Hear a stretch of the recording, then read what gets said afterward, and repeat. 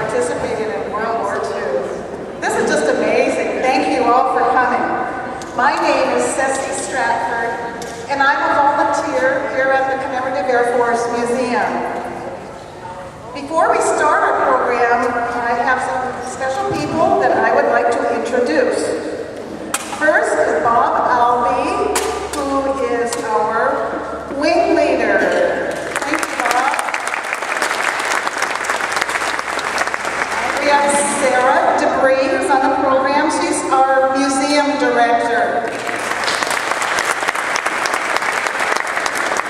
And Valerie Overstreet, Commander Valerie Overstreet.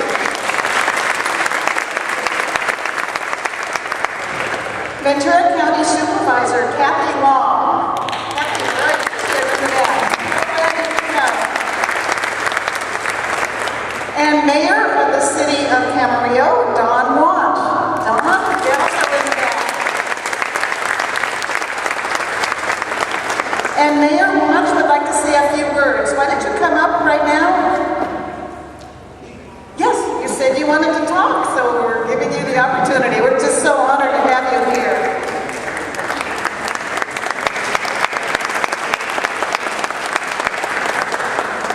This doesn't a politician like to talk. Yeah, okay, I'm going to speak right into this thing. How's that? Okay. Well, I just wanted to welcome everyone here. Certainly people from Camarillo, ladies from World War II, from Camarillo, and from other places within the county. You know, it seems like throughout civilization, at one time or another, we've always been at war somewhere. And I think if you read your history books way back when, you'll find instances of women serving in the armed forces and or supporting our troops.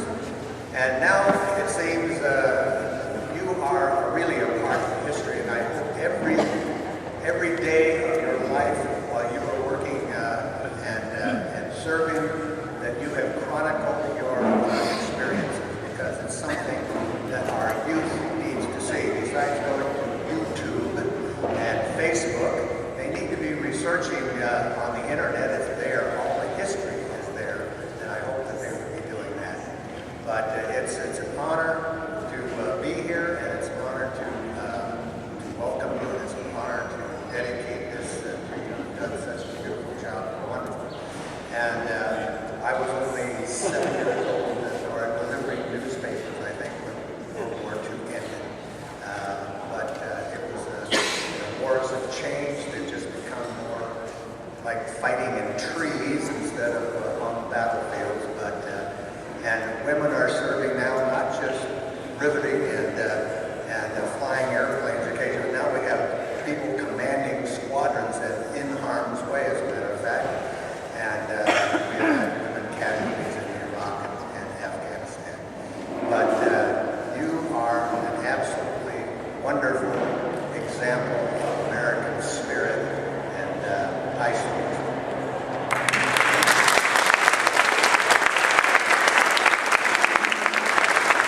Thank you, Mayor.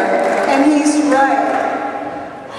Keeping a record, writing down your stories, or talking into a tape recorder or a video machine is so important. And I thank you to those of you who sent me some of your stories.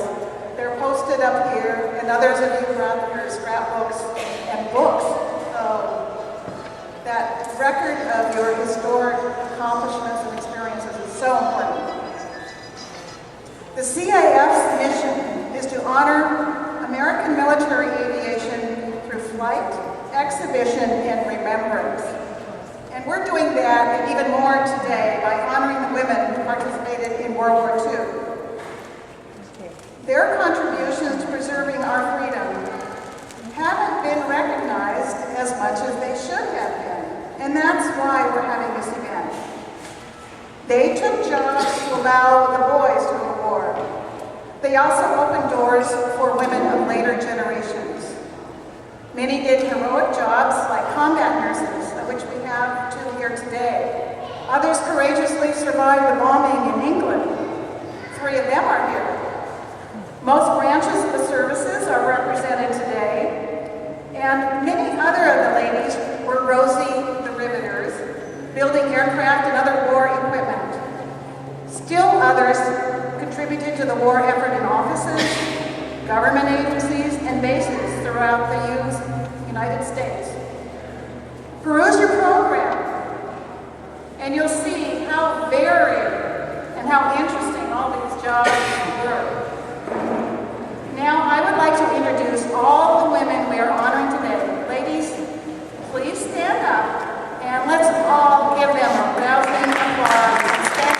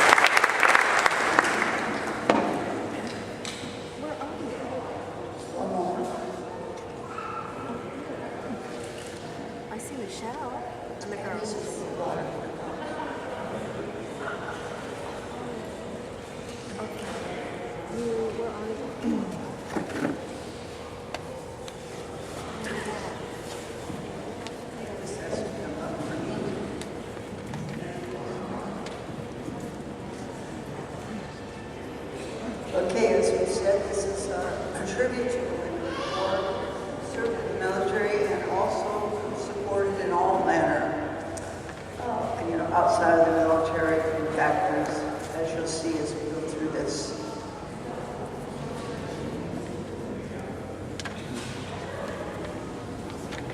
Now, of course, we have to use acronyms. That's the military way. So I want you all to study this chart very carefully. There will be a test later. But you'll hear me say quite a few of these. And no, I won't remember what they all mean when I need to.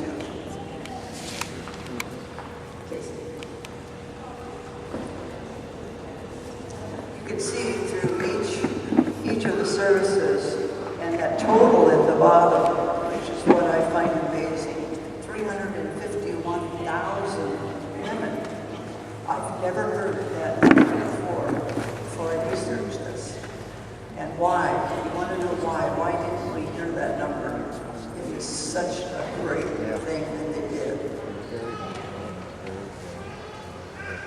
This is the infamous sign that we see most of the time that advertises the WASP. And I think they just picked 4 that were just coming home on their B-17 and say, hey you, we're going to have a picture now. 2 of the big names in starting up the WASP, of course, are Jackie Faulkner and Nancy Love, and you'll hear me say quite a bit about both of them. Jackie was in her P-40, which she really loved.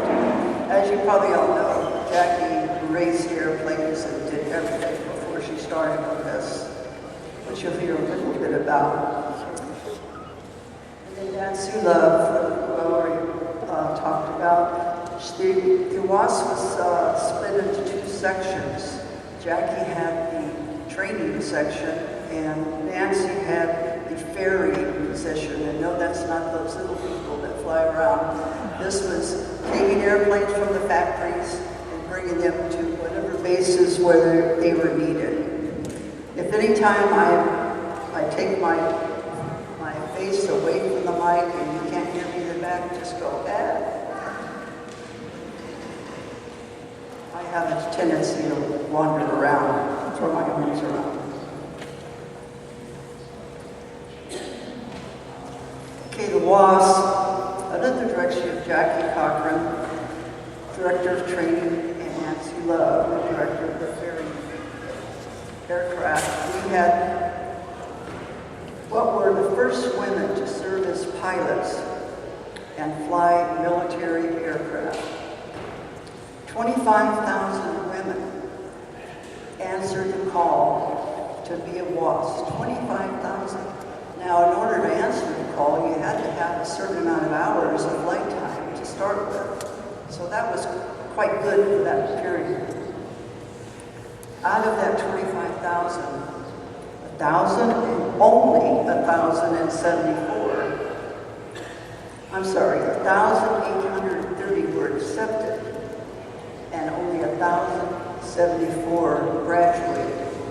The requirements were very stiff, and this thing is not good, but very good, so barely.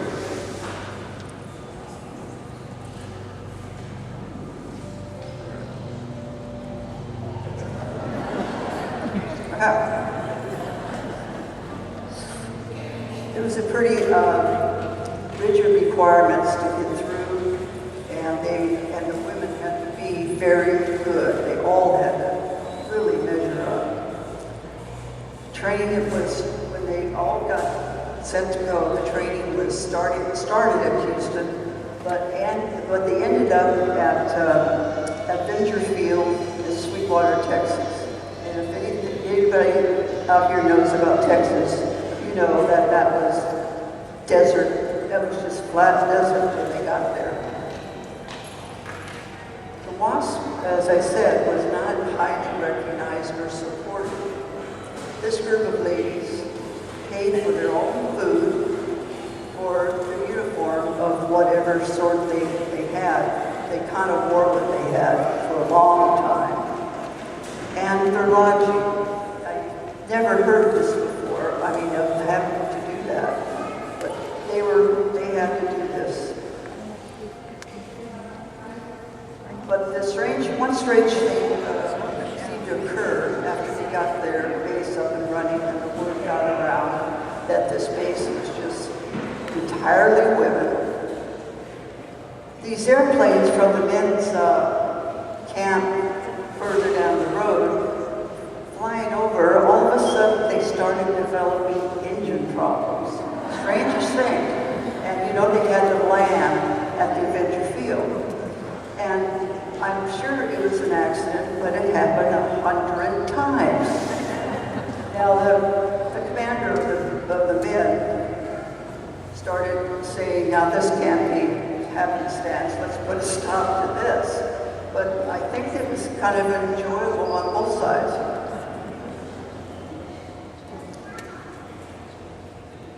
The women trained for 7 months. They went to primary, basic, and advanced training, the same as the men in the service. I'll show you their trainers. They had 5 different trainers. I picked these 3 because as you walk around outside, you'll see 2 of them, and you'll see our lead trainer over here. So 3 out of 5 isn't so bad. Of course, this is our PT-19. Yes? And our AT-6, which outside will be a nice bright navy orange, yellowish, well, color.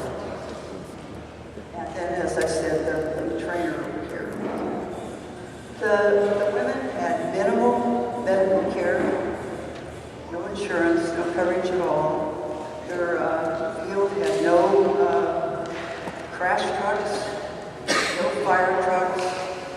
They had really nothing. When they got through, there was no such thing as a GI Bill or any of that. If they were killed in training, which, as you know, there were quite a few that died, the gals had to take up a collection on their own and pay for sending this person home. And one of the women had to go to the person's home and tell the parents that this flyer had died. The U.S. felt no responsibility to help them with that chore. I find that very unsatisfactory.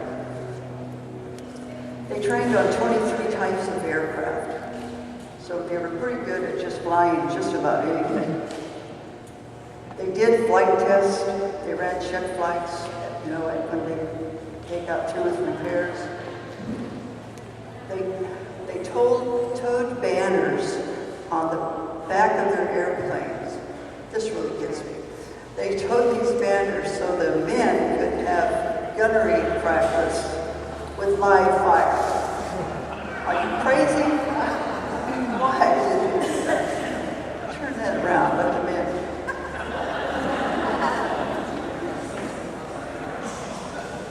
They trained a lot of the male cadets.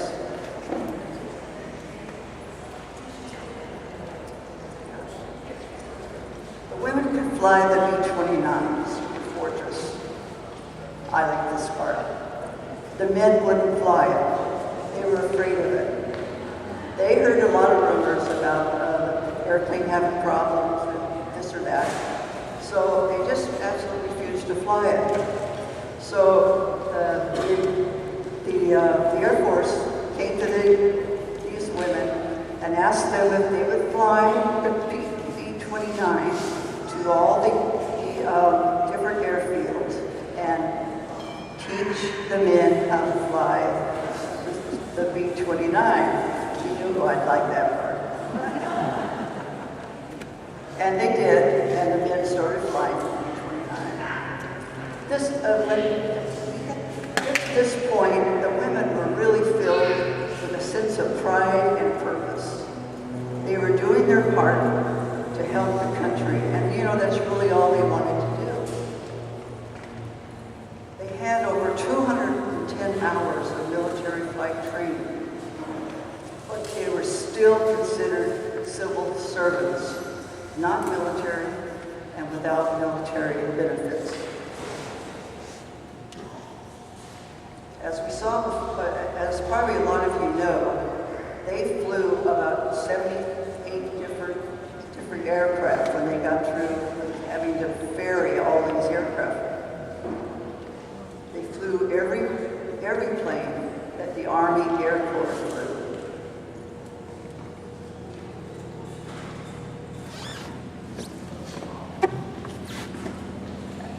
If you get a chance afterward, you can come look at this little blue poster. It pretty much shows, you know, all the airplanes that they flew.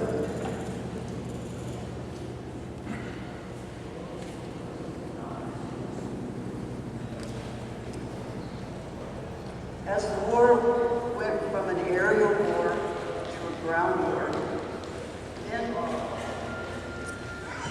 pilots were being sent home. I guess they call that being mustered out. They were very concerned about being drafted again if they were home. Only this time they were drafted as foot soldiers. This really scared them. To them, women had coveted jobs. They saw them ferrying these airplanes and thought, I could do that. So they started an aggressive campaign against the women. As if they're fighting a fire. They started against the women pilots, and they worked it through the media so that they could get these jobs. They were also getting real nervous about the women's growing independence revered woman would not want to return to the rightful roles of homemaker. Don't you know I love that phrase? Oh. Men campaigned hard against the bill that was in Congress that would militarize the WASP. What they did worked. The bill did not pass.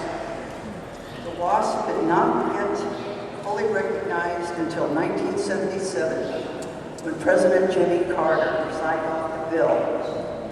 They received veteran status in 1979. What a long time to wait for your own rights.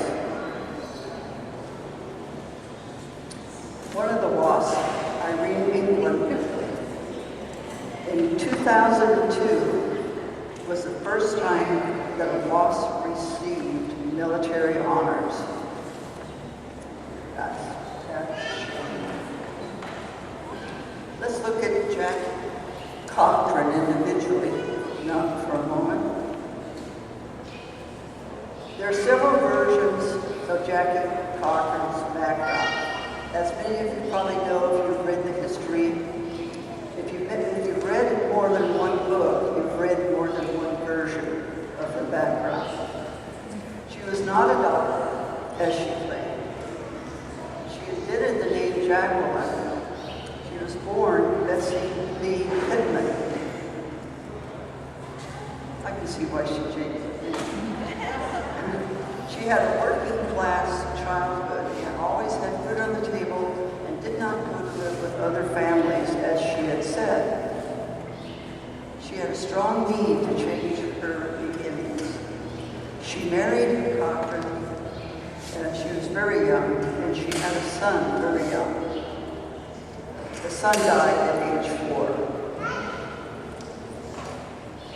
In her very early years, she worked in beauty shops and salons, always looking to expand her horizons. She was quite an ambitious lady.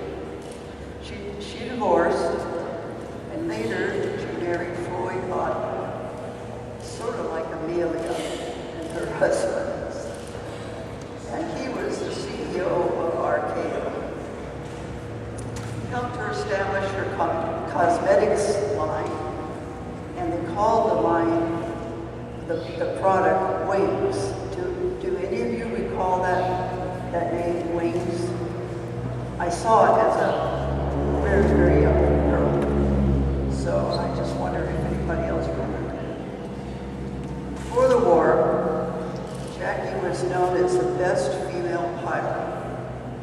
She was the first woman to break the sound barrier, the first woman to fly a jet across the ocean, and the first to fly a bomber across the Atlantic. She was the first to reach Mach 2. She was quite a pilot. She held more speed, distance, and altitude records than any other pilot, male or female. She recruited qualified women pilots to fly for England in the Air Transport Auxiliary. Maybe a lot of you know about this, that we sent people over to fly their airplanes and to ferry them, the same as they did later for us. She was very aggressive about being the head of any woman's flying group, helping the war effort of any kind. She became the director of WASP, the training detachment, and as I had told you, Nancy Love was made the executive of the WASP ferry squadron. Now that wasn't good enough for Jackie. No. Jackie went and raised all kinds of, you know what, to get made the director of the two groups. So she in fact was director of herself.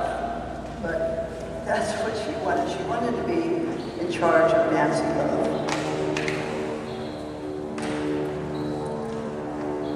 Nancy Love came from a privileged childhood, as opposed to what we just heard about Jackie. At 16, she took her first flight, and she was hooked, and subsequently she earned her pilot's license. She was the first woman in aviation to make a flight around the world. She married Robert Love, and they built their own aviation company, and also Also, she was a test pilot. As you can see, their qualifications were very, very close, very similar. She recruited 29 experienced female pilots to join the newly created WAFs, which was the group that flew to England. In September 1942, she became their commander, and she was only 28 years old. In June of 1943, she was commanding 4 different of those squadrons spread out from Texas to California. So that was quite good at that time. Just getting around was a hard problem.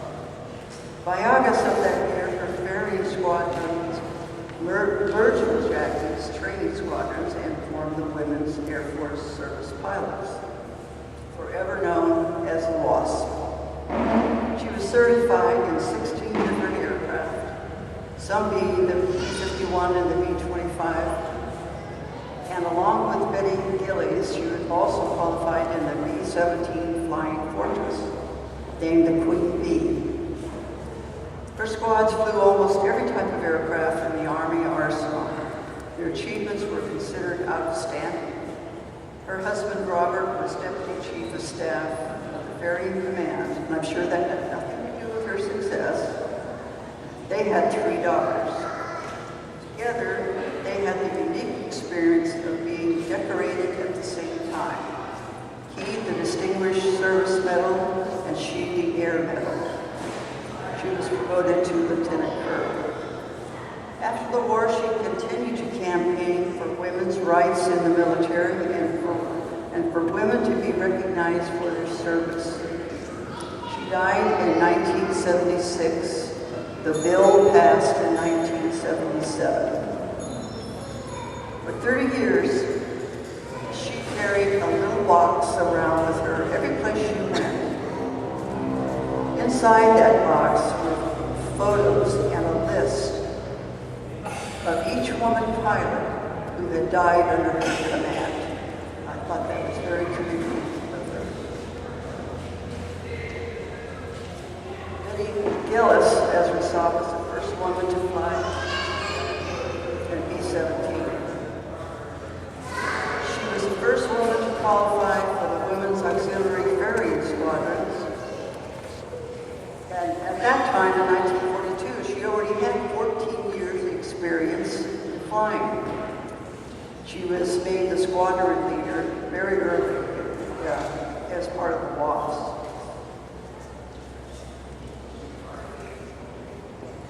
She was president of the 99s from 1939 to 1941. So tell me, how many of the 99s do we have here today?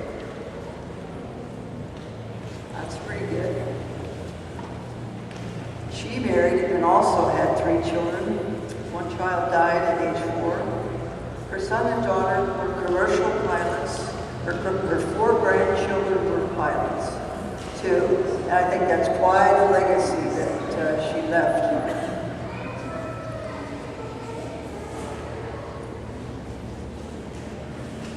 Cornelia Ford, one of the originals, and as it shows, the first woman to die training in the WASP. Cornelia lived an upper-class life. She graduated from exclusive girls' schools. Her family was well known throughout the area. She wanted to, very early, she told her father, I want to quit school, I want to fly. And she just about did that. She obtained a pilot's license and became Nashville's first woman flight instructor. She accepted Jackie's invitation to join the ATA in England and later joined the WASP, then called the Originals. If any of you would like to read a book about them during this period, the book is called The Originals. It's a very easy read and a very interesting book.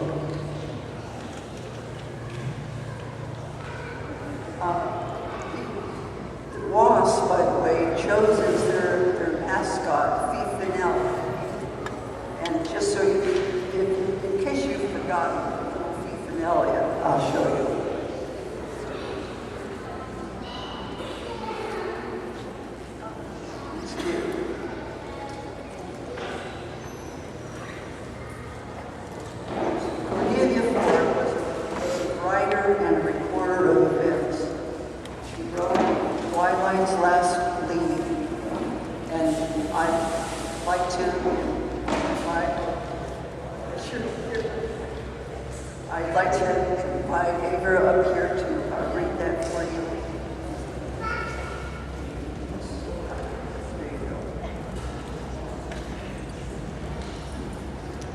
Twilights and last gleaming. Cornelia Ford. I knew I was going to join the Women's Auxiliary Ferrying Squadron, WAMS, later the WASPs, before the organization was anything but a radical idea in the minds of a few women who believed that women could fly airplanes. But I never knew it so surely as I did in Honolulu on December 7, 1941. At dawn that morning, I drove from Waikiki to the civilian airport next to Pearl Harbor, where I was a pilot instructor. Shortly after 6:30, I looked around and saw a military plane coming directly towards me.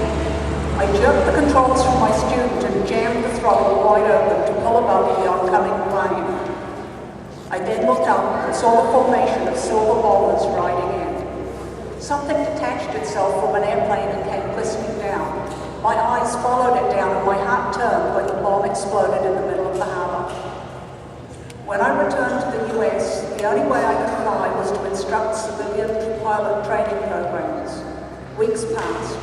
Then out of the blue came a telegram from the War Department announcing the organization of the Women's Auxiliary Ferrying Squadron, the WAMS, started by Nancy Love.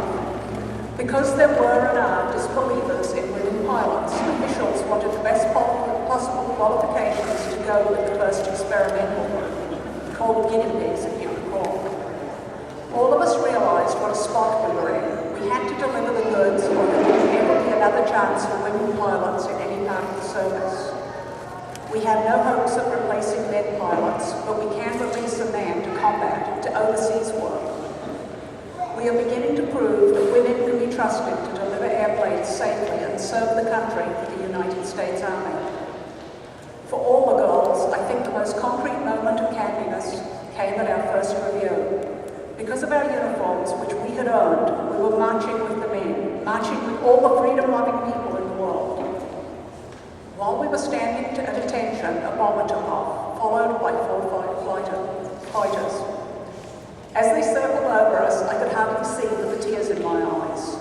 And we here understand that feeling when our airplanes fly overhead.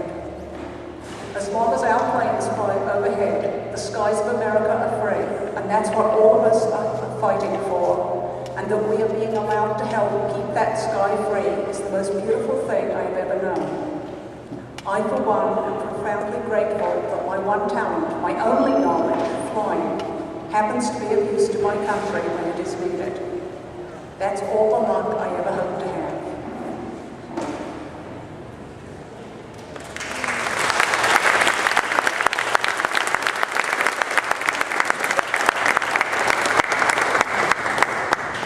Thank you, Ethel. Cornelia Ford was the first woman to die. She died in training. She was the first one of the 32.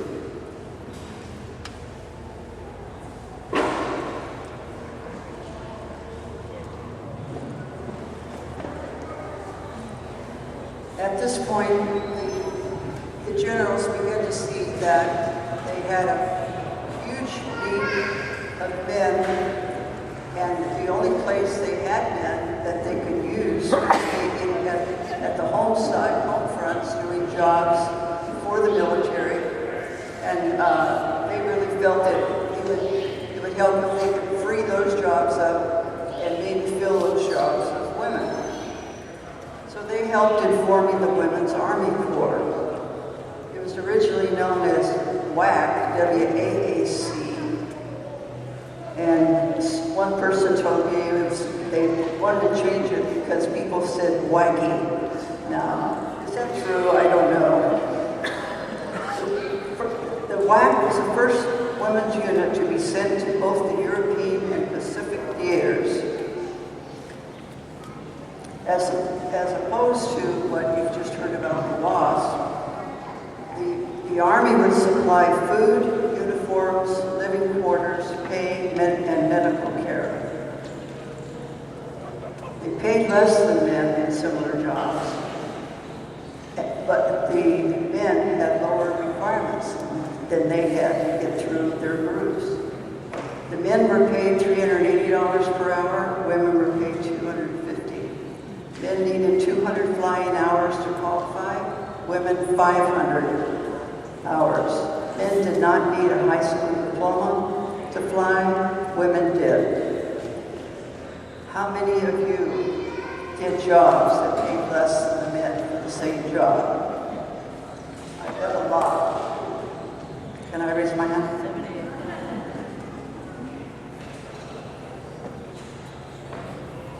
Vida Kopavi was the director of the WAC when it was first started.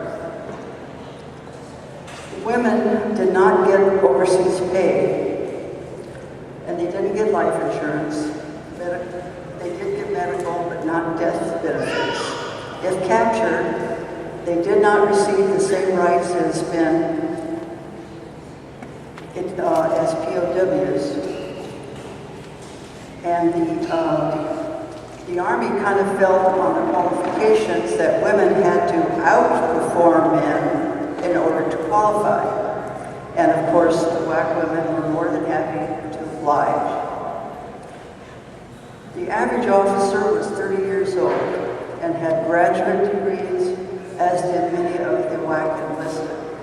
There were African American women in separate platoons, in separate service clubs, separate theaters, and beauty shops.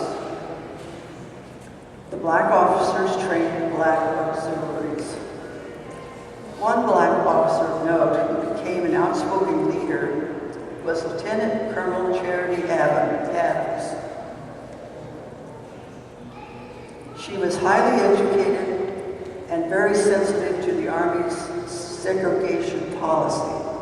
She never expected discrimination against women who were willing to serve for their country, and I'm sure the men didn't either.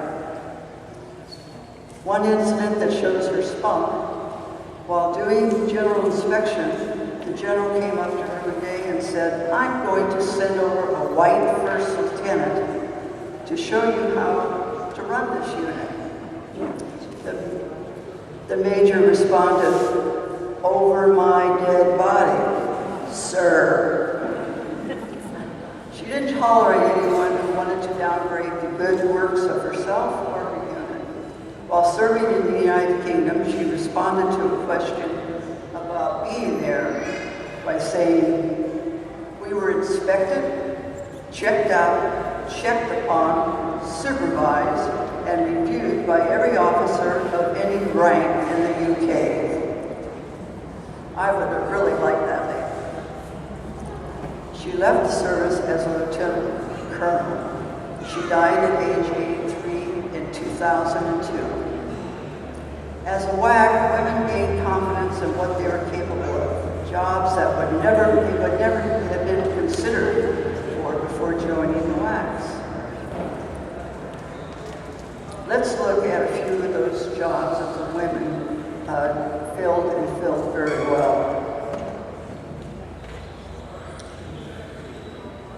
We have the weather observer. These are going to go fast. The cartographer is to rate the maps, upgraded maps. Chemical lab assistant. Photographer, look at that camera she carried. And the model maker.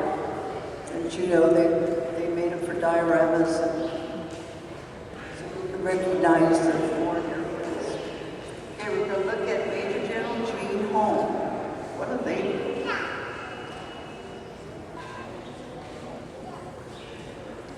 She joined the WAC in July of 42. She attended Officers Candidate School, and in 1943 she received commission as second lieutenant in the WAC.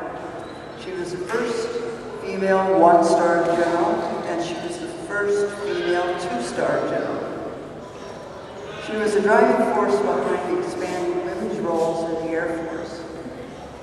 She retired the Air Force, but then she re-entered at the point where we had the Korean War and the Berlin airlift.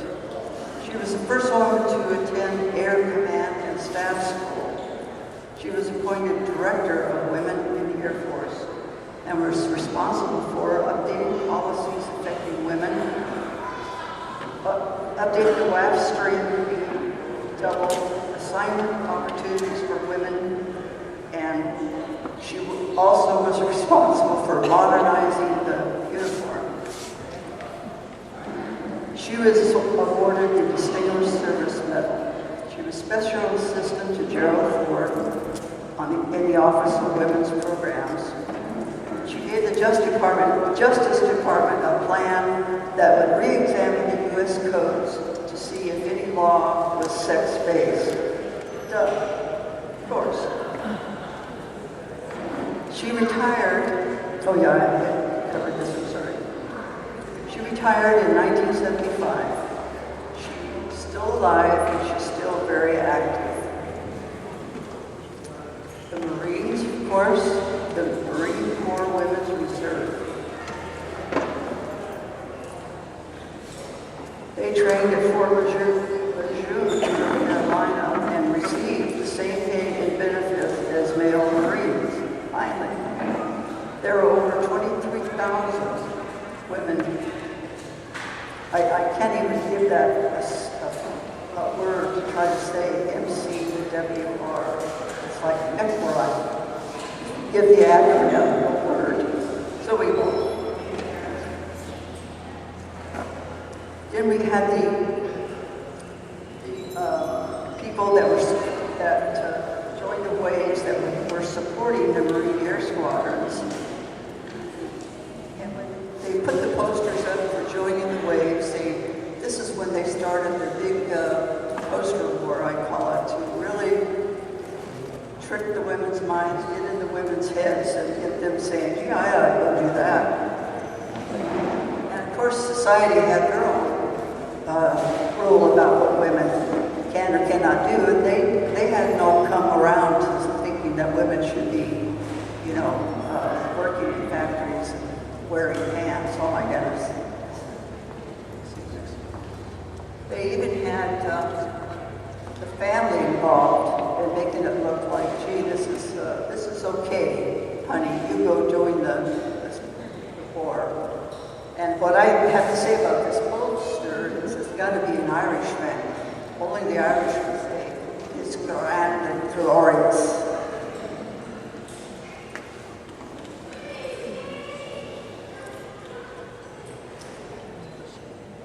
Waves had the air traffic controllers, and a parachute leader, and you better be nice to that lady. Then we're getting into the Army nurses. I think there's nurses here today. Let's see a show of hands of the nurses. Did I see nurses? All of the nurses stationed overseas were Army nurses. There were 82 nurses at Pearl Harbor on that eventful day. Both Army and Navy nurses worked together caring for all the wounded in Pearl Harbor. The nurses were also in the Philippines when Japan attacked, and they served throughout the South Pacific. Nurses landed on the beaches at Anzio on Invasion Day, and on Normandy 4 days later. 6 Army nurses were killed at Anzio by German bombing of the tents and hospitals. 4 Army nurses were awarded Silver Stars for extraordinary courage under fire. I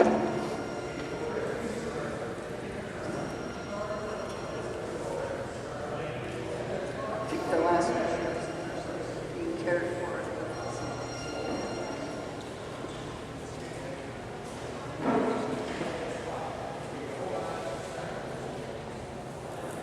The only German POW was an Army flight nurse. Japanese POWs were also Army nurses. Nurses were often close to the front lines, subject to the same poor combat situations as the fighting men. Flight nurses helped to transport stable patients to regular medical facilities. 13 flight nurses died in aircraft crashes while on duty. They are believed to have, the nurses are believed to have saved thousands of lives. But unfortunately, 200 Army nurses lost their lives in service. The nurses were awarded 1,619 medals during the war. That's quite good. The Navy nurses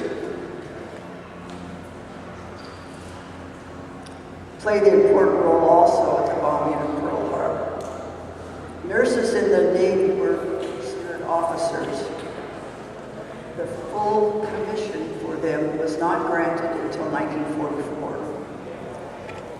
The Navy Nurse Corps had over 11,000 nurses serving both statewide and abroad. Navy nurses served on board hospital ships, in air evacs, and every place from Australia to the Pacific. 5 nurses were taken prisoner on Guam and were interned in a military prison in Japan. And 16 nurses spent 3 years as prisoners in the Japanese facilities after the fall of Corregidor. They were sent to the Philippines and were not set free until February 1945. Quite a time.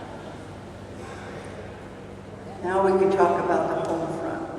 I'll try to do this quickly because I'm probably falling behind.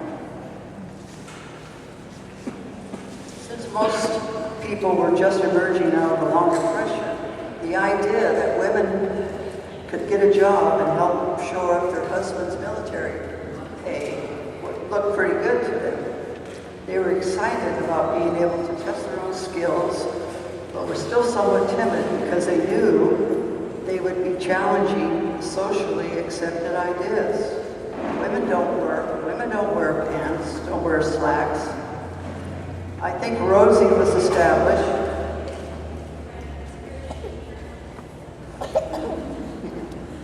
Rosie was established to help women make that leap and see that to work in factories and wearing slacks was acceptable, at least by most. It was for a good cause.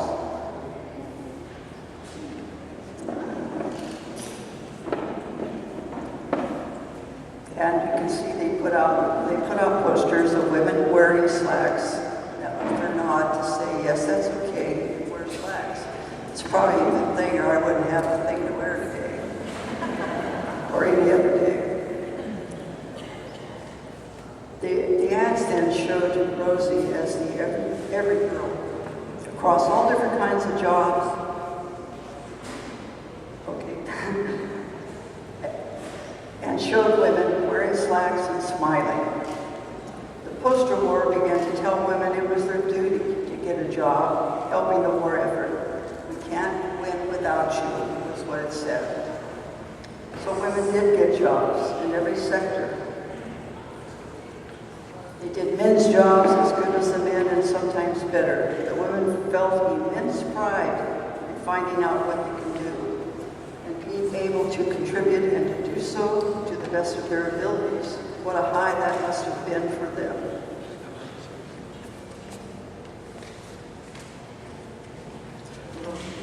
Going to look quickly at a few of their jobs.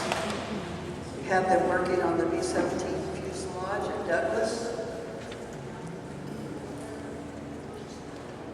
On the B-17 in 1922, working on the nose section.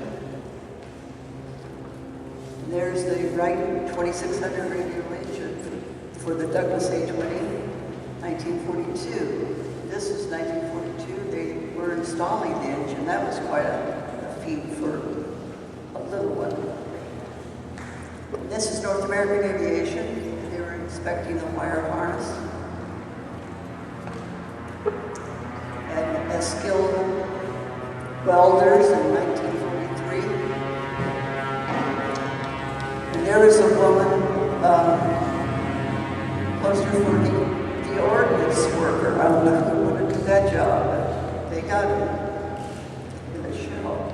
Even the people on the farms, the men had to go to war, so it was left up to the women to bring in the crops. And of course, they had their their children, families had to stay with them. There's another one in Kern County where she looks as worried can be. At the orange packing plant in Redlands, there's a lady that had to sort, and here's cotton pickers in Arkansas. They look very tired.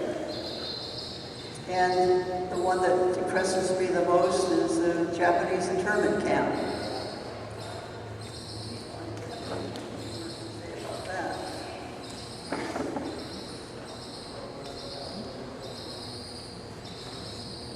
You can see behind the ladies there, they lived in tar shacks. They only had what they brought, what they could bring and carry to the camps.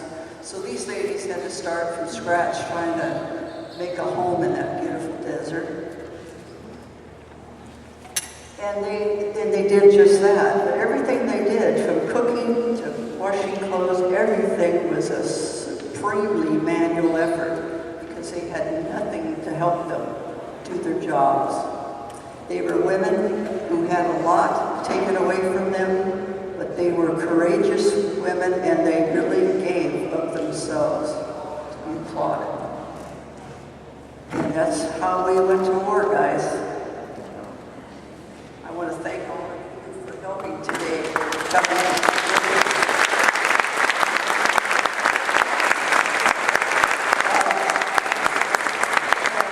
We have one more job for Admiral to do. Again, it's another Cornelia Ford writing, and it's called Remember Me.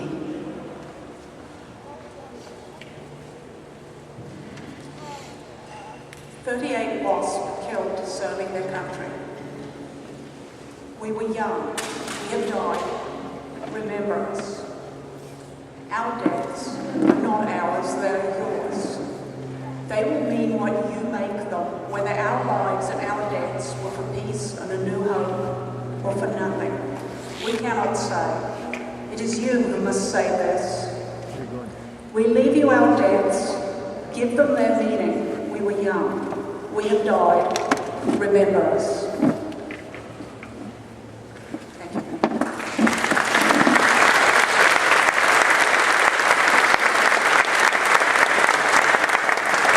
Thank you, Sarah and Admiral.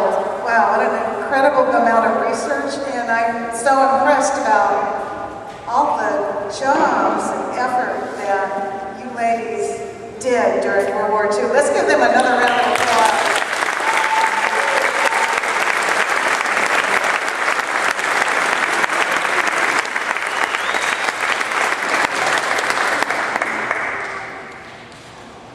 It gives me great pleasure to introduce our next speaker. She also is a fellow pilot in 99. Valerie Overstreet, I should say Commander Valerie Overstreet, is the first woman commander at Point Mugu Naval Air Station.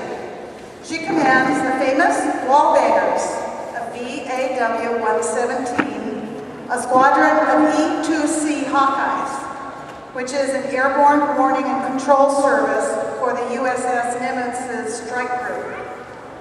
With over 3,800 hours and 385 carrier-arrested landings, she has a Master of Science degree in National Security and Strategic Studies. She has been deployed on board the USS Enterprise in support of Operations Enduring Freedom and Iraqi Freedom. I've heard her talk and really look forward to hearing her hilarious anecdotes and personal experiences in this male-dominated profession. Her talk will be a tribute to our honorees here today who helped pave the way to her career. Commander Valerie Overstreet.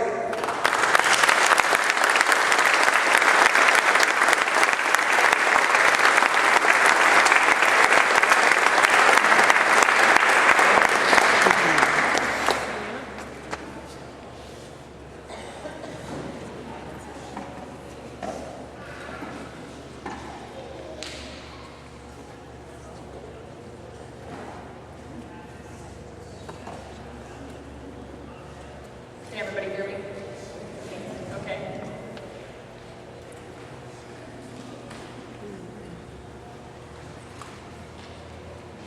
All right, good afternoon. I am Commander Valerie Street, the commanding officer of Carrier Early Warning Squadron 117. We're stationed here at Point Mugu, as was said, and we are on board the USS Nimitz. In fact, we leave on Monday morning to head back out to sea. We fly the state-of-the-art Hawkeye 2000, the newest one out there. We have 4 aircraft in the airplane each, valued at over $100 million apiece.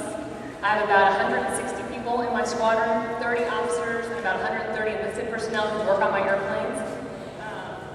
It's an absolute honor and privilege to look into the eyes of the women who made my dreams as a 4-year-old little girl an actual reality, where nobody ever told me no, nobody ever said I couldn't do it, and it wasn't out of the ordinary.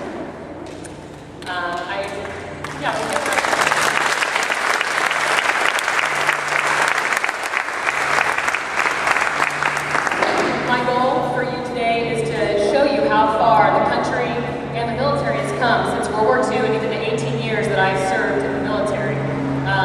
All I really had to do, because of your fortitude, because of the trailblazing that you women made back when it wasn't a popular thing to do, is really show a little bit of stick and rudder skills, flip my hair, and off I went to flying airplanes off of aircraft carriers. So again, thank you for having me here today. A little bit of history, and I'll take it from World War II since you guys have already had that, but just so you know, it wasn't until 1974 that the first women earned their wings of gold in the United States Navy, and it was the Navy that paved the way for the women. And they were actually part of the military, no different from the men. The Army followed suit with helicopter pilots in 1974 also, and then in 1976 the Air Force got on board and had their first women pilots.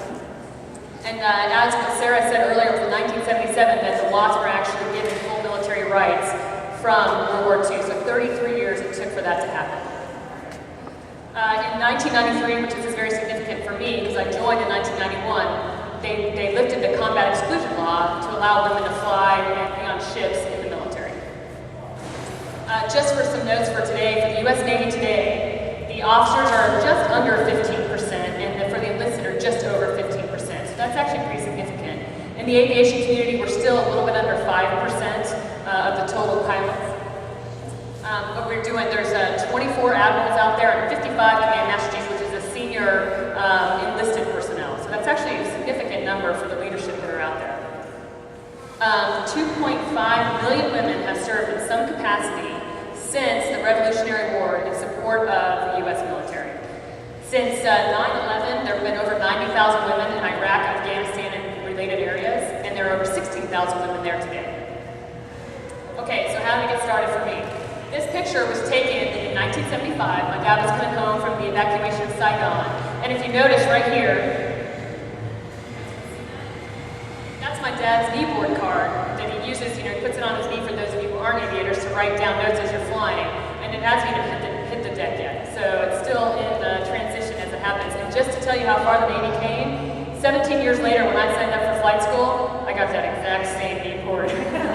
They've since changed it, but that was really old school. Anyway, I wanted to fly since I was about 4 years old. I was a Navy brat, but I'll be the first to admit that my mother is the only reason I am standing here today, because she is the one who stayed behind, worked full time, and raised me and my siblings, and did a phenomenal job, like I said, to get me here today. But I was definitely a daddy's girl. I didn't tell her until I was in my 20s, of course. Yeah, girls are. When I was in high school, I sat down with my dad and said, hey, I want to fly airplanes. I want to go Navy ROTC. He said, he set me down, he's like, are you sure this is exactly what you want to do? And I looked at him and I said, you're always happy, and you don't really work that hard, so why would I want to do anything else? So I got a Navy scholarship, and off to Virginia Tech I went.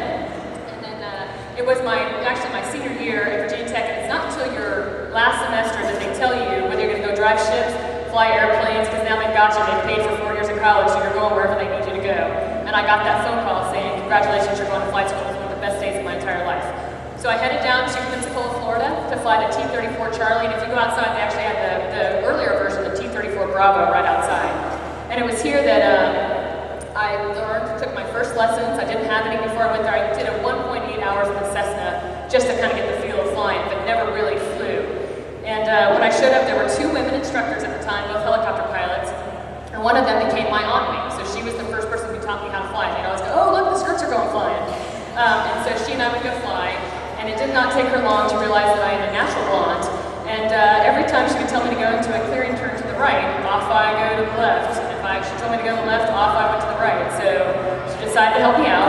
made gloves for me, which I still have, and it tells me left and right. This is no kidding. And in case that wasn't clear enough for me, you turn it over to my other left or my other right. So, but it got me through flight school. It's at the end of T-34s where they average all your grades together, and then they decide whether you are going to be a carrier pilot or not. And the Navy learned the hard way, but eventually got it. By the time I got here, it didn't matter if you're black or white, male or female. If you did not have carrier grades, you were not going to a carrier.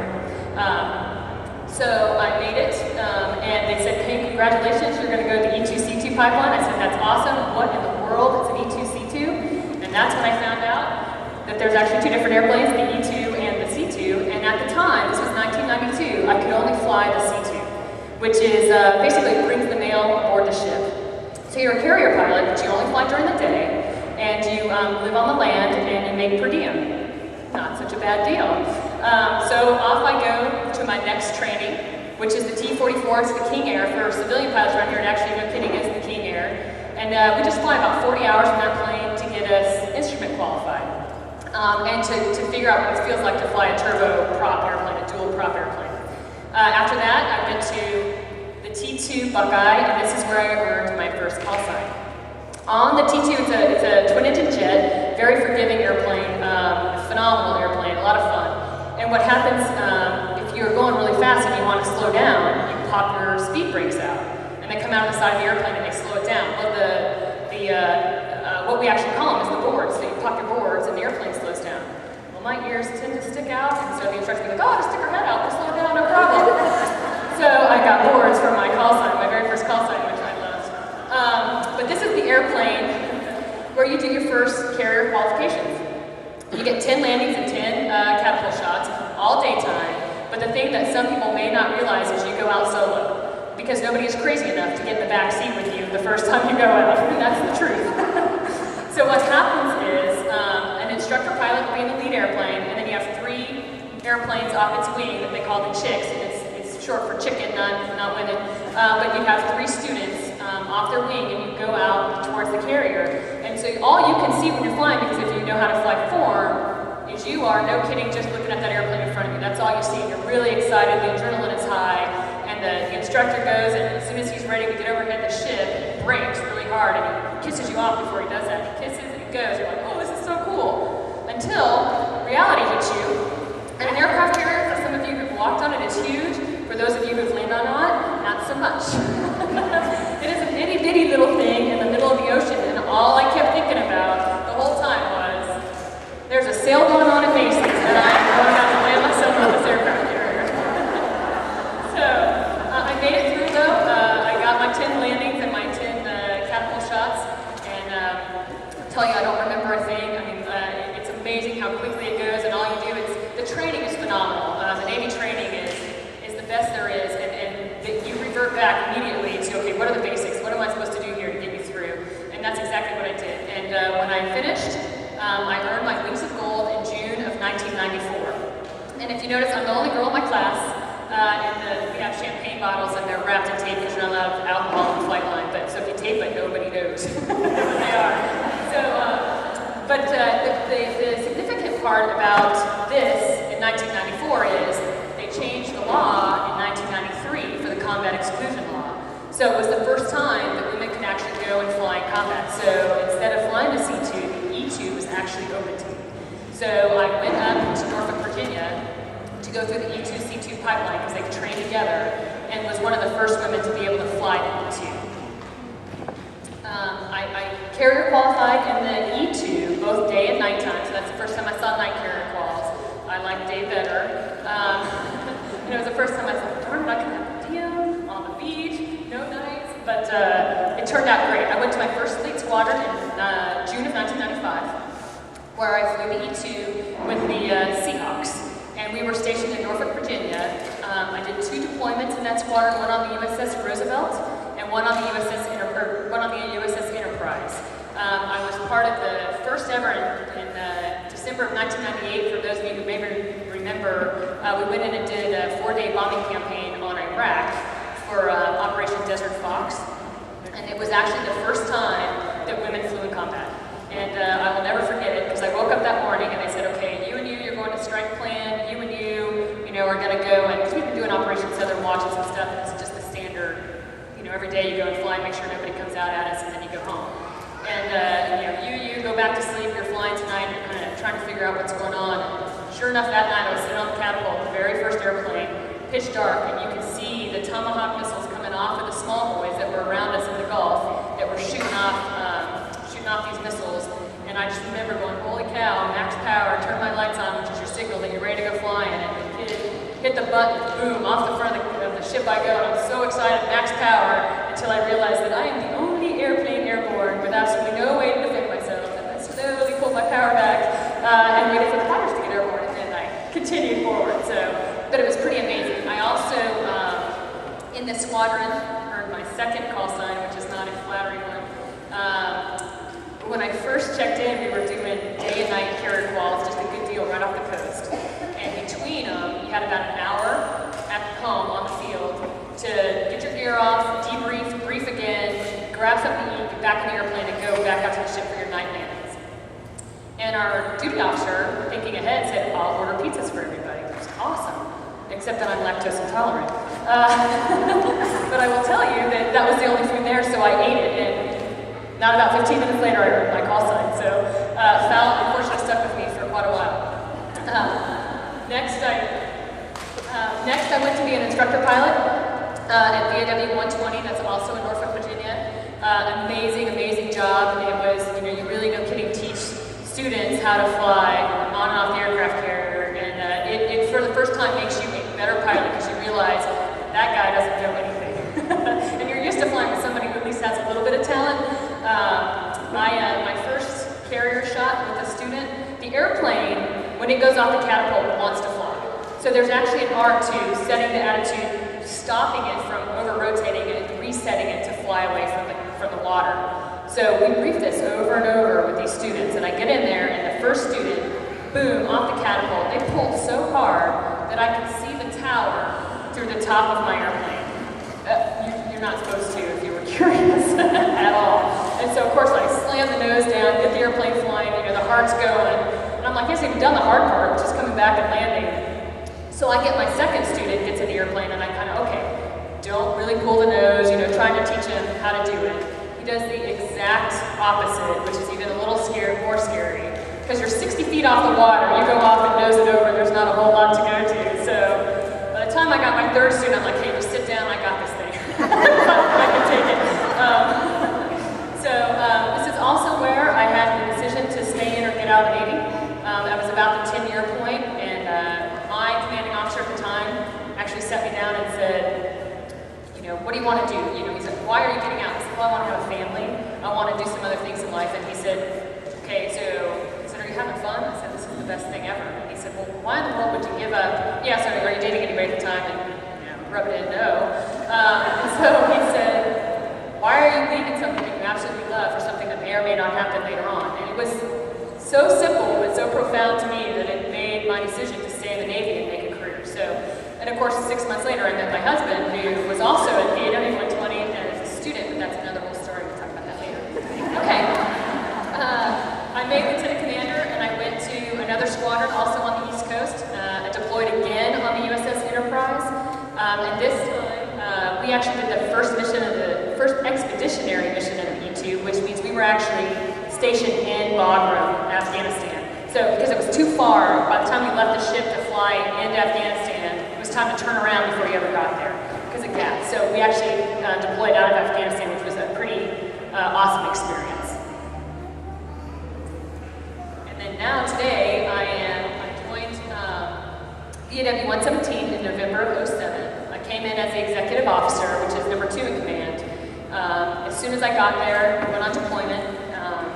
And a couple significant things happened on there. And some of you guys might recognize the lower left-hand corner is a Russian bear. We were actually out there. The bears haven't flown over carriers in quite a few number of years. And I was on alert, which means you can't work out, you can't do any kind of stuff. You can eat, you can sleep, and you can be in the ready room. But basically, you're on alert status, and that's what we do out on the carrier. And I was asleep, so that's what I like to do. And I hear over the loudspeaker, launch the alert E2, launch the alert E2, and I'm like, holy cow, and I jump up, and I call my duty office, and I say, hey, are we really going? They said, no ma'am, first crew of the day is gonna take it, you're good, don't worry about it. Okay, so I decided it's time to get up. I put on my robe and I walked to the head, which is the bathroom. And I have to walk, by the way, in front of all of my maintenance, all of my ready room, and down the stairs and forward to get to the female head. So I go walking by, I get in the shower, and the second I get my shampoo in my hair, I hear my name. And I turn around and go, yeah, they're like, you're going flying. I said, no. They told me I'm not going flying. Oh, yes, you are. You're going flying. Oh my gosh. So I come running out, robe, wringing wet hair, running past my maintenance. He's looking at me like, how in the world is she going to get in the airplane? You watch. So I ran into my room, threw on my flight suit. They had my gear waiting for me, threw the gear on, ran out to the airplane, got on the catapult. My co-pilot's like, man, we don't have any headings. My heading telling me which direction I was going was saying 360. His was saying 270. And the web compass, which is right, was like 240. Nothing was right. I'm like, it's day VFR, let's go. We'll figure it out. And oh, by the way, the GPS was saying we're off the coast of California, which is nowhere near China. So we knew we weren't the right way, but we'd figure it out and find our way back to the ship. And off we went. And in that amount of time, from the time I heard it over the speaker, went down to take my leisurely shower, run back upstairs, get my gear on, get out to the airplane, start it up, and launch off the carrier, took 48 minutes. I did not look good. but we made it, and it was the day the Russians decided to come out and check us out. So we did our job, we got the fighters hooked onto them, and then escorted them around because nobody can come in our carrier control zone, no matter where we are, unless they're escorted or they get shot down. I think it's one of the two, and obviously we don't want to do that right now. So, but it was an amazing thing. The other thing that happened on this deployment, which was really cool, is they grade. It doesn't matter if you're the most junior pilot on the carrier or the captain of the ship, you get graded on every landing you make. And for the Hornets, the F-18s, they're automatic. Those guys can take their hands off and watch the thing land. The E-2 looks a lot like the airplanes out there as far as very archaic in the cockpit. And very, very rare for us to win the top hook award. And that's what they do. They do the top 10 pilots and the top squadron. We actually won for this deployment, which was just phenomenal. My pilots did an amazing job. And so it's something to be proud of. And it's also where I earned my latest call sign.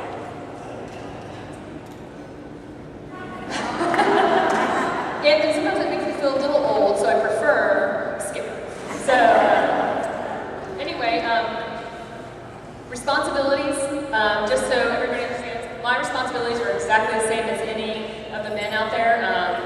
No different. My job is to provide aircraft over wherever they tell us to go in ready mission capable status. And that's what I do. And my other and my most important job is to make sure that all of my sailors and all of my airplanes return home safely. Because I've got America's best and brightest that are working for me, and I owe it to their parents and to you guys to bring them home and make sure they've got a safe environment to work in, because the aircraft carrier environment is unbelievably unforgiving. And so I take that very seriously. Now, as far as challenges go, I will tell you that being the first woman as a commanding officer, you get your own room on the carrier, which is pretty cool. And you share a bathroom or head with another commanding officer in between you, kind of like the Brady Bunch. You have a bathroom in between the two rooms. There are no other women, and they're like, oh my God, what do we do? And I'm like, lock the door. So I ended up getting my sweet mate is a man, and the coolest thing ever is he actually puts the seat down. I couldn't believe it. Because I guarantee you they don't do that in any of the other rooms. So that was a privilege. One of the other things is relief tubes. I don't know, our mission is about 5.5 hours, and I've got a little tiny bladder, and it's very difficult in the airplane to use the bathroom, but we have tubes that you can use. We have little adapters for the women so you can stand up and kind of use this thing. And the first time I ever used one, I had no idea that afterwards you need to hold it open for about 10 to 15 seconds, or it freezes. And unfortunately, my commanding officer at the time needed to use it after me. And he went back there and got a surprise when the tube was frozen. And you can't stop midstream, so it was not pretty, and he was not happy with me at all. One of the other relief tube stories is I had a guy that was flying next to me, because we sit next to each other, and the guys can go actually sitting down, which is a little more difficult for us, and so they go right in front of me, and you can't see them or anything. But one of them said, I need to go. He said, okay. And I said, sure, I've got the controls. So I started flying the airplane, and I hear this ruffling around. I'm like, what is he doing? And all of a sudden, this chart goes goes up in between us. And I'm like, oh, look, a puppet show. And she did not care for it. I was like, oh, look at the little... Anyway, so the other thing you can do is say, nice watch, and they tend to panic. But anyway, I'm telling you, as far as the challenges go, they're really good and funny ones. Family is the difficult part of it, and the Navy has realized that over 50% of graduates right now are women. And if you want your force and your personnel, manpower, you need to recruit women in the military. It's just the way it is. Just like in World War II, they needed you to succeed. And so they are trying to come up with, and there's a lot of trial stuff going on right now, programs to how do they target women the same, because unfortunately during your career building years, is the same time you want to be having a family and that kind of stuff. So they're doing some programs where you can get out for a year and come back in. So it's kind of an off-ramp, on-ramp thing. They're doing there's a women's advocacy policy group in DC that focuses on women. So they aren't taking it seriously, and they're trying to figure out how do we make these two things happen. And it's helping a little bit. I mean, regardless, going out to sea is a tough thing to do if you have little ones at home, but at least they're making the effort that if you choose to do both, you can. And so that's been improved. So I showed you this picture at the very beginning, 1975. Now, 24 years later, off the exact same aircraft carrier, comes me. So we're both off the USS Enterprise, and we are the only father-daughter to have 100 traps, 100 landings on the same ship, which was the USS Enterprise. So that's kind of a neat thing to share. So, okay. Now, very quickly.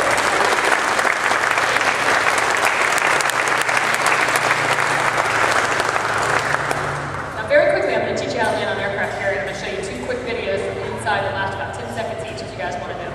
All right. I wish I had a little pointer, but does everybody understand? The aircraft carrier goes straight like this, right?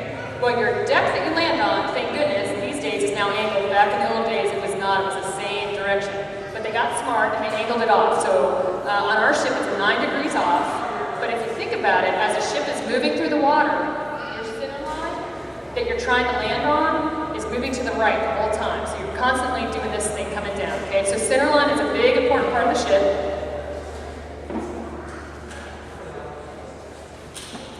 There are 4 wires on which to land on. They're spaced about 40 feet apart, so you gotta have about, let's see, 120, public math, it's not good, 100 feet between the first wire and the 4th wire to land on. There's 100 feet wing distance to land in. We're my wingspan is a little over 80 feet. And there's airplanes parked on both sides, so you cannot be off the center line. There is and by the way, there's 4 wires, but if you catch the first wire, you get a bad grade. So my point is, take it off then. Why do you tip me? Just get rid of the thing and I'll catch the next wire, but that's just not the way it works. And then on the side, can you guys see the green with the little yellow ball in the middle? Can you guys see that? You know what I'm talking about? Okay, that's called the ball. You know, if you ever hear fly the ball or Roger ball, if you see that or hear that, that's what they're saying is when you come in as the plane, you go, hey, like my airplane, the side number is 602, so I would say 602 Hawkeye, because that's my airplane fly, Hawkeye ball, and then I tell them my fuel state. They will come back up if the landing area is clear and they're ready for me to land. They will come up and say Roger ball, Hawkeye, and then I know I'm clear to land. And the reason you say what kind of airplane you are is because they set the tension on the wires differently.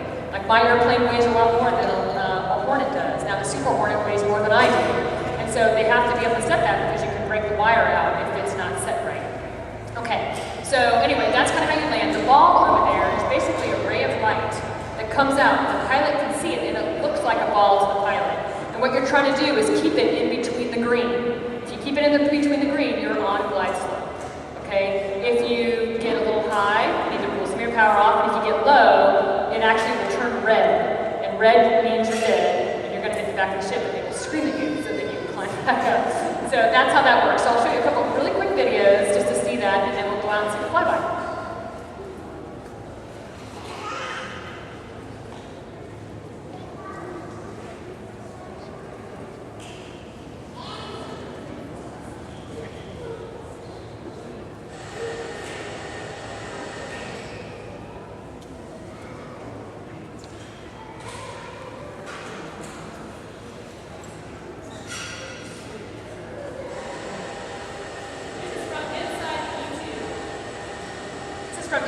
cockpit during the day. And the other thing is the wake, which you see the water, the wake back there. You want to line up in that because it seems natural, but remember that's going with the ship going from you. So you actually have to cross over it, which is a hard thing to get in a pilot's mind. Be lined up on the landing area. So here he comes, and I'll stop pausing here in just a second.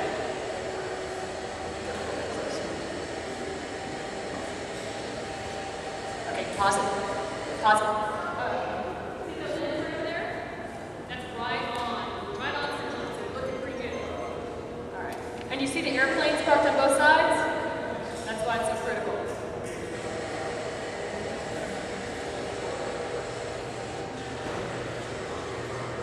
Okay, now I'll show you what night looks like with no rest.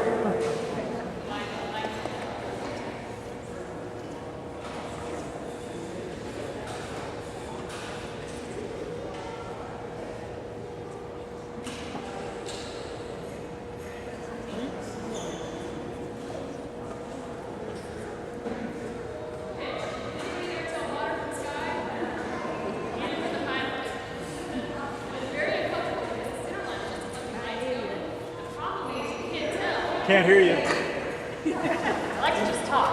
The problem is you cannot tell water from sky, okay, with the way, when there's no horizon out there. And the problem is the centerline lights, they're just lights that are flashing. But if you don't have something to balance them on, your airplane tends to do this number, which is not good. And so it's really, really hard. You have your co-pilot going, level your wings, and try to get you to get that basis. Because again, you don't have anything. Like on a moon night, I'm all about night traps, but no moon, I don't like it so much. And then right here, I'll show you something else in the corner. That's our angle of attack. For any of you who are not Navy pilots, you fly in airspeed when you come into land, and you do the thing called the flare, where you come in, and then airliners do it, small civilian aircraft do it, the Air Force does it. But anyway, they come in, and at the last second, you flare the nose up, and you touch down really softly. Have you ever been on an airline where you hit pretty hard? That's a Navy pilot. Because we don't do that. We crash land every single time. And how we do that is we fly angle attack. So we fly the nose a certain degree. You never ever fly it like this and flare it out. So we crash land. And what happens is right there, you want to see a donut like that means you're on speed. That means your hook will catch if you fly it, your glide slope correctly. If you get fast, the nose kind of comes over, your tail hook comes up. So you think you're flying a great pass, and the next thing you hear over the radio is bolter, bolter, bolter, and you're like, ah, which means you missed all the wires and you're going flying again. And the junior officers downstairs are moving this bolt, it's about this big and about this tall, over your seat, just to make sure everybody knows that you just missed all the wires. But it's a higher grade than catching that darn one wire, which I still don't understand. And then if you get slow, you get a little green. You'll see this airplane gets a little slow, not too bad. If you get too slow, now you can actually catch, because your hook is low, you can actually catch the wires before you actually touch down, which will rip the airplane out of the sky and break it, depending on how slow you get. So that's what you're actually doing in here. So you'll see a little bit of that. It does actually get a little slow and close. All right.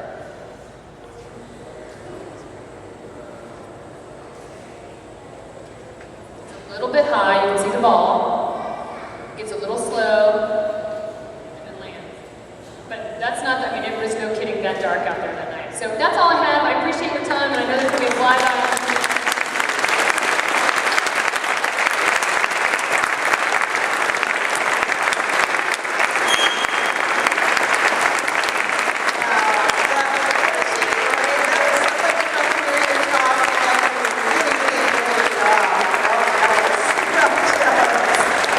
I'd like to give you, Valerie, a little token of our appreciation for coming today. Here's a patch for your flight suit, that's for our wing, and here's a pen for your flight bag. Okay, thank you so much.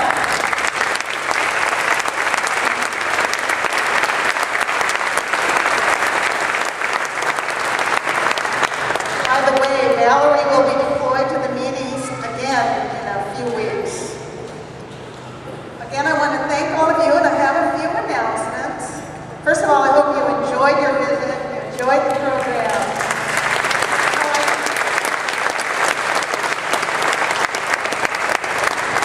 We hope you come back and explore our museum, our exhibits, and our programs.